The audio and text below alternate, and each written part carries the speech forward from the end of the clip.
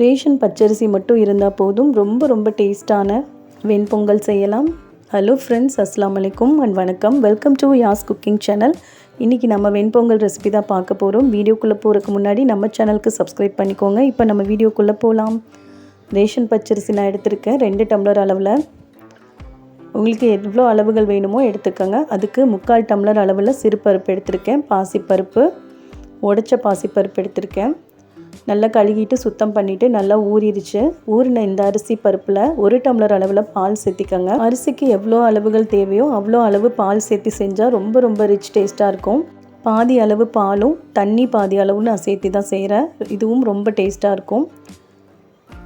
அரிசிக்கு தேவையான பால் தண்ணி எல்லாம் சேர்த்திட்டு குக்கரில் 5 விசில் வரைக்கும் விட்டுறலாம். 5 விசில் ரெடியாக இருக்கும். அடுத்ததாக ஒரு பேன் அடுப்பில் வச்சுட்டு 3 டேபிள் ஸ்பூன் அளவில் நெய் சேர்த்திக்கிறேன்.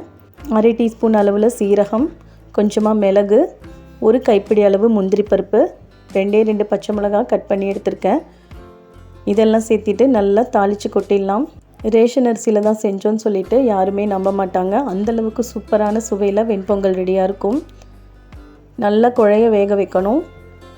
தண்ணி அதிகமாக ஊற்றிட்டா கூட ஒன்றும் பிரச்சனையே இல்லை. நல்லா குழைய வெந்துருச்சு அப்படின்னா தான் வெண்பொங்கல் சூப்பரான டேஸ்ட்டில் இருக்கும். தாளித்த இந்த தாளிப்புகளை எல்லாம் போட்டுட்டு நல்லா கலந்து விட்டுடலாம்.